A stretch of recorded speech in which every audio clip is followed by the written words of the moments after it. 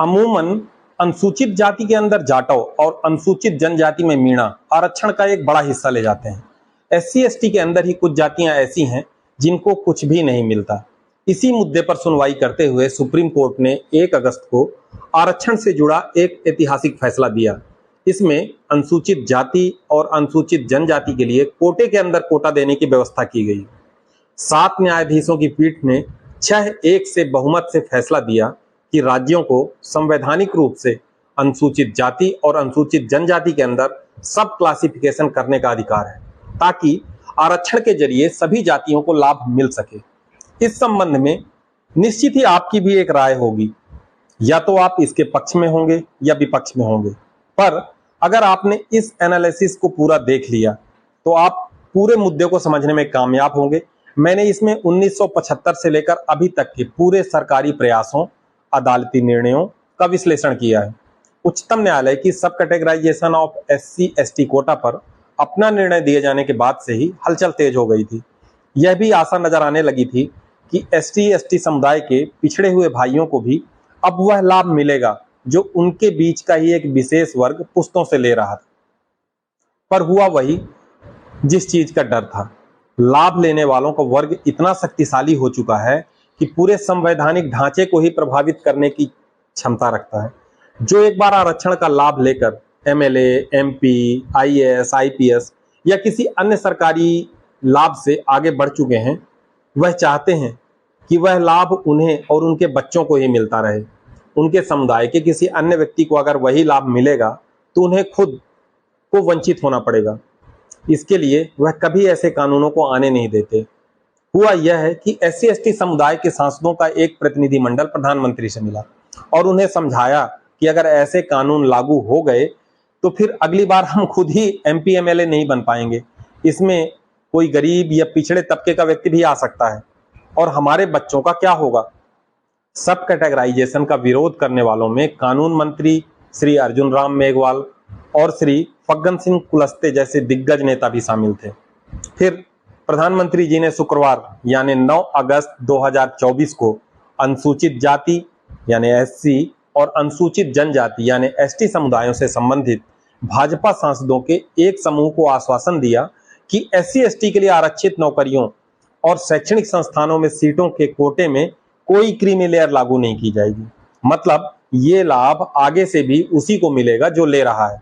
जो तीतर मार रहा है वह तीतर मारेगा, जिसका डिनर जोमेटो से आ रहा है वह ऑनलाइन ही आता रहेगा। तीतर वाले को कभी एसी की ठंडक और ऑनलाइन भोजन मंगाने का सुख नहीं मिलेगा। जबकि उपवर्गीकरण का विरोध करने वालों के लिए जस्टिस बी.आर. गवई ने निर्णय के विश्लेषण के दौरान बड़ी अच्छी बात कही।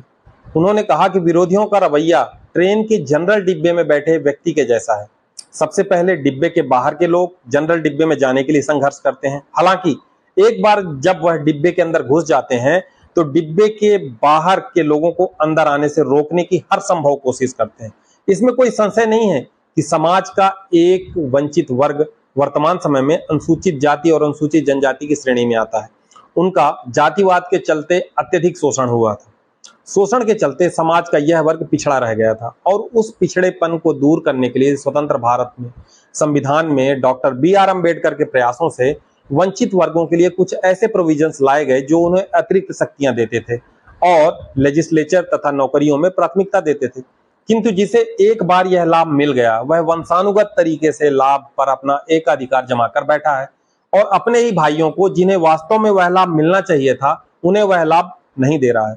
कहने का मतलब यह हुआ कि एससी एसटी वर्ग का आजादी के पहले से सैकड़ों वर्षों से शोषण जो दूसरी कास्ट या कम्युनिटी के लोग कर रहे थे, वही शोषण स्वतंत्र भारत में उसके एसटी एसटी वर्ग के लोग ही कर रहे हैं।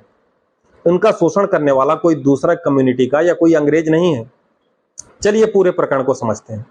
1 अगस्त को सुप्रीम कोर्ट की 7 जजों की बेंच ने चीफ जस्टिस डी.वाई. चंद्रचूड़ द्वारा लिखे गए 6-1 के बहुमत वाले फैसले में सुनाया कि राज्य सरकारों को आंकड़ों के आधार पर एससी सूची के भीतर समुदायों को उपवर्गीकृत करने की अनुमति है, ताकि अधिक वंचित जातियों से संबंधित लोगों के उत्थान के लिए आरक्षित श्रेणी के भीतर कोटा दिया जा सके। Justice B R. गवई द्वारा लिखे गए एक अलग फैसले में कहा गया कि राज्यों को एससी और एसटी श्रेणियों के भीतर भी क्रीमी लेयर की पहचान करने और पैसे वालों को आरक्षण का लाभ से वंचित करने की नीति बनानी चाहिए। सरल शब्दों में कहें तो क्रीमी लेयर एक ऐसी लिमिट होती है जिसमें ज्यादा पैसे वाले को निश्चित लाभ नहीं दिया जाता। जैसे ओबीसी कैटेगरी से समझते हैं कि ओबीसी कैटेगरी में क्रीमी लेयर की लिमिट अभी 8 लाख रुपए है। मतलब अगर कोई व्यक्ति जिसकी सालाना आय 8 लाख से अधिक है तो उसे ओबीसी कैटेगरी का लाभ नहीं मिलता। तो इससे होता यह है कि जिसकी आय 8 लाख से कम है उसे यह लाभ मिल पाता है, क्योंकि पैसे वाले तो भीड़ से पहले ही अलग हो गए होते हैं। इसी चीज की मांग एससी एसटी वर्ग के लिए की गई थी, पर एससी एसटी समाज के जनप्रतिनिधियों ने अपने ही निजी स्वार्थ के लिए उच्चतम न्यायालय के फैसले को ही असंवैधानिक और डॉक्टर अंबेडकर के विजन के खिलाफ साबित कर दिया। चलिए अब समझते हैं पूरे मामले को। सब कैटेगराइजेशन भारत के किन किन राज्यों में है।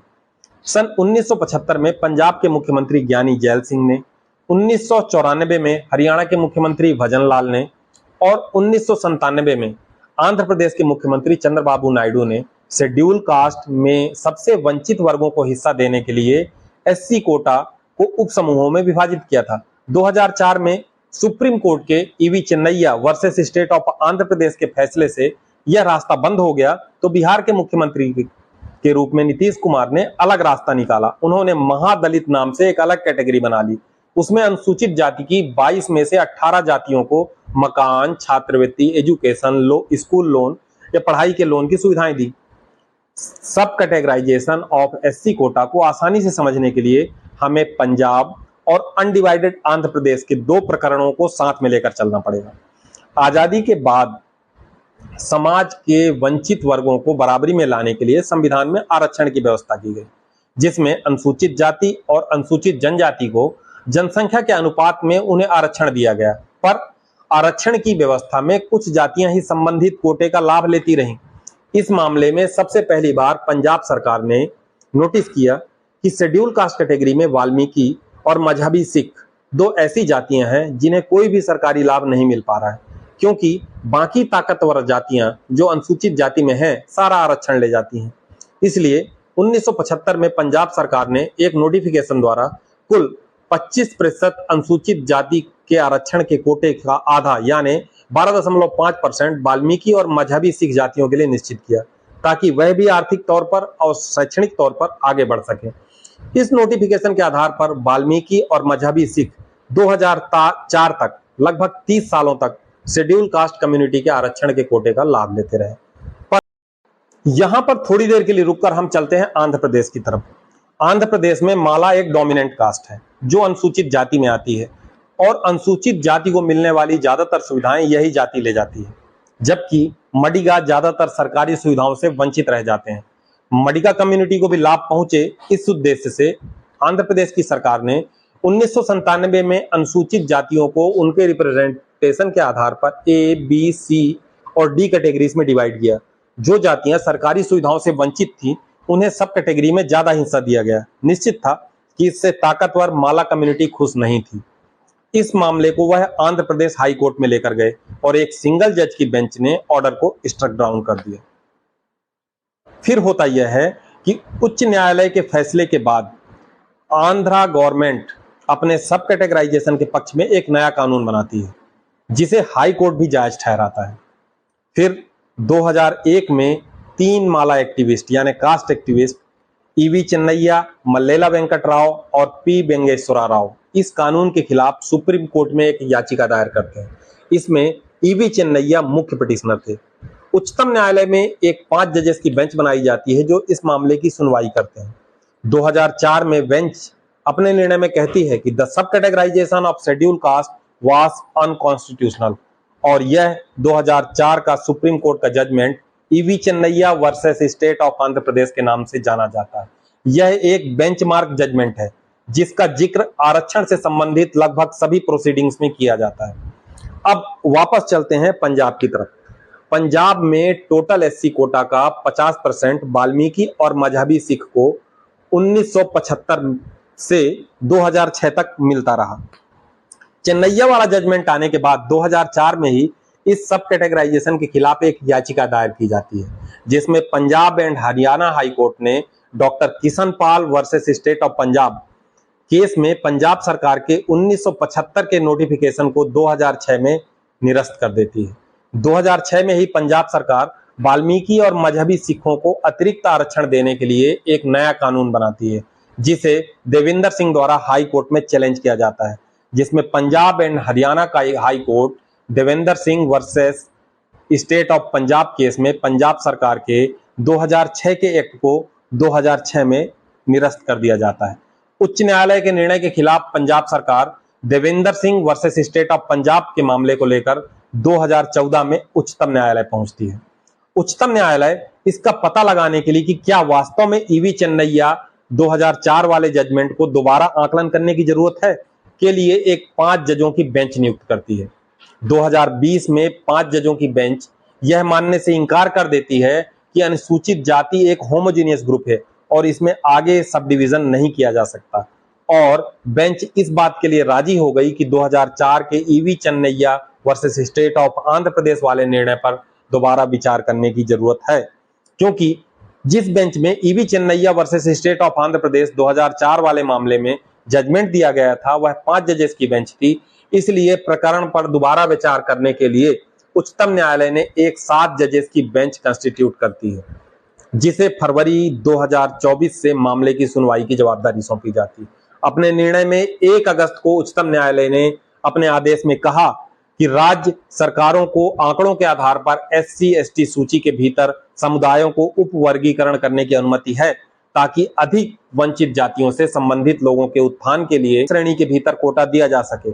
मुझे आशा है कि आपको पूरा मामला समझ में आ गया होगा। आपके क्या विचार हैं कमेंट में जरूर बताएं और प्रेजेंटेशन को अपने साथियों के साथ शेयर करना ना भूलें। जय हिंद।